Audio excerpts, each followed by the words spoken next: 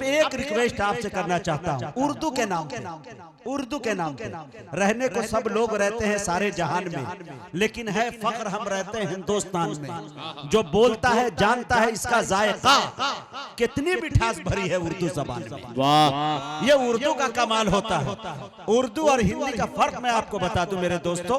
मिसाल के तौर पर दिल खैराबादी सफर से 1 महीने की थकन के बाद जाते हैं, और जाते हैं तो मेरी भाभी जान किचन में होती है, और किचन में नहा धोकर बिल्कुल माशाल्लाह खड़ी होती है, ठीक है, और उनके जुल्फ से पानी टपक रहा होता है। दिल साहब जाकर अगर अपनी महबूबा से, अपनी वाइफ से, अपनी पत्नी से अगर ये कहते हैं कि आज तो तुम हथियारन लग रही हो, यकीन जानिए नाश्ता तो छोड़िए कुछ भी नहीं मिलेगा। लेकिन वही मीनिंग उर्दू का एक लफ्ज इस्तेमाल ये करने की, अरे आए आज तो तुम कातिल दिख रही हो, तो वो कहेगी अजी लीजिए ना चाय पीजिए ना। ये कमाल उर्दू का, माशाअल्लाह, कितना मुहज्जब, कितना सलीकेदार ये उर्दू है कि नहीं? उर्दू का ये कमाल माशाअल्लाह। अब ये मुहिबुल्लाह भाई 1-2-4 मिनट की रील निकल गई, इधर बैठिए भाई। तैबा की धूल कर दे मेरे मौला, आमीन। पाबंदे रसूल कर दे मेरे मौला। हजरत मेरी दुआ देखिएगा, तैबा की धूल कर दे मेरे मौला, पाबंदे रसूल कर दे मेरे मौला। माहौल महक जाए जिधर से वो ये गुजरे, और मुहिबुल्लाह भाई को वो फूल कर दे मेरे मौला। ये मेरी दुआ माशाल्लाह। ये अपना फूल है। हाँ, बहुत बड़ा शायर। एक बात बता दूं कि कैसर अली राना साहब एक 4 मिसरे भी मैं पढ़ने जा रहा हूँ। हालांकि वो शायरी नहीं होगी, लेकिन वायरी होगी, और पूरा मजमा कल होके कहेगा कि अरे जो लंगड़ा करके आया था क्या कह के चला गया। हाँ, वो सुनिएगा थोड़ा सा, 1 मिनट। वो फूल ही क्या जिसमें लाली नहीं। चौथा मिसरा आप बोल दीजिएगा, नहीं तो मैं निजामत को भी इस्तीफा देकर चला जाऊंगा। ये इज्जत का सवाल है। दिल भाई हमसे कह रहे थे यहाँ के लोग शायरी नहीं समझते या तो उर्दू नहीं समझते। हमने कहा इनके मतलब की बात कीजिएगा तो सब कुछ समझते हैं, है ना? देखिएगा चौथा मिसरा आप लगाइएगा, मेरी नाक बहुत खड़ी है, पैर रहे ना रहे, इसको थोड़ा बचा लीजिएगा। देखेंगे वो फूल ही क्या जिसमें लाली नहीं, वो पेड़ ही क्या जिसमें डाली नहीं, वो बाग ही क्या जिसका माली नहीं, वो ससुराल ही क्या जिसमें देखे साली नहीं। वाह भाई वाह भाई वाह। राहत इंदौरी साहब कहा करते थे कि शायरी के नाम पर खुदा की कसम 25 मुल्कों में चूरन बेच के चला आया मैं। मेरी मजबूरी थी, लोग इसी को शेर समझते थे। लेकिन अब आइए शेर सुनाता हूँ, उस्ताद शायर तक पहुंचने की जसारत करता हूँ और उस्ताद शायर के शेर पढ़ता हूँ। शेर देखें कि अजीब लोग थे वो तितलियां बनाते थे। अजीब लोग थे वो क्या कहने, तितलियां बनाते थे, समंदरों के लिए मछलियां बनाते थे।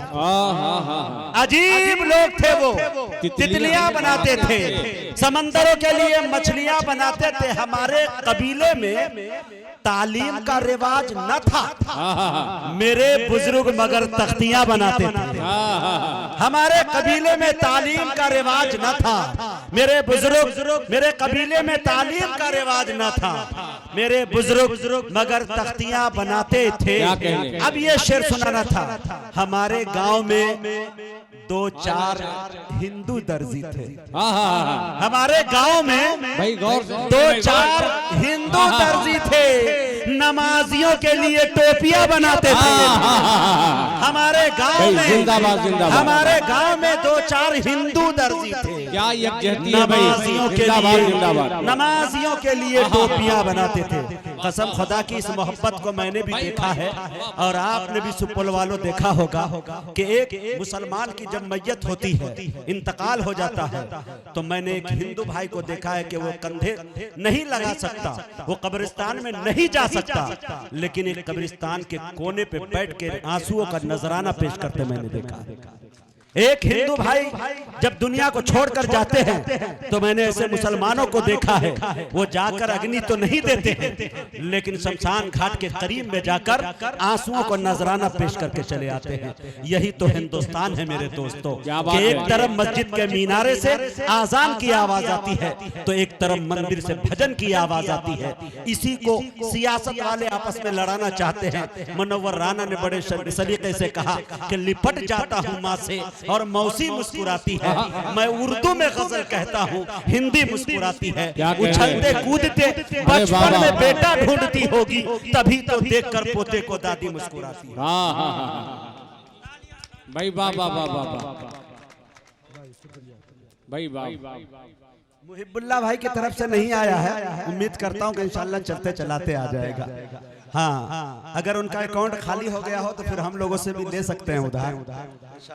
ये फूल का जो माला है इसकी मिकदार थोड़ा बढ़ा दीजिएगा। अब हम लोग बच्चे नहीं रहे, कौम का खा खा के सब मोटा चुके। अब ये चाह रहे हम लोग कि भाई कम से कम पतले दुबले हो जाए तो ठीक है। इतना छोटा एक माले में 2 माला बनाया। ये मुहिबुल्लाह भाई अपना नाम भी शॉर्टकट में लिखा है, सिर्फ मुहिबुल्लाह बस।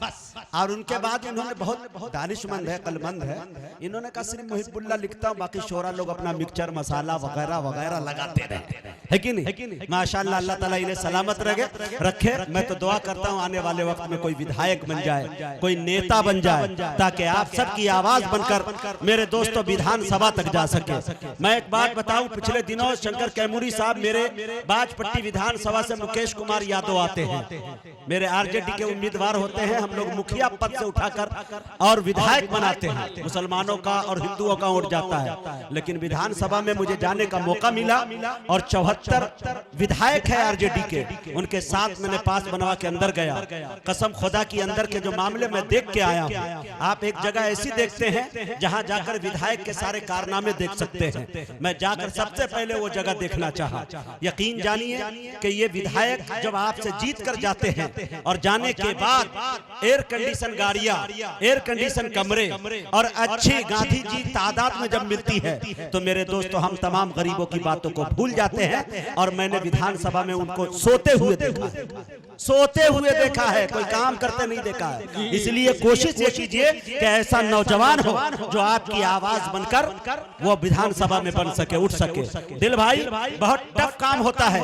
3 बजे पर्चा दाखिल करना होता है, अगर किसी मुद्दे पे बात करना है आपको तो 3 बजे लिखकर दाखिल उसमें विधानसभा में जाना पड़ता है, फिर 4 बजे हाजिरी लगानी पड़ती है, तब जाके वही बात आप विधानसभा में उठा सकते हैं। लेकिन जब हमारे विधायक जी लेकर गए तो विधायक जी सोचे कि मुजाहिद हबीबी साहब पहली मर्तबा जा रहे हैं तो इनको बड़ी खुशी होगी।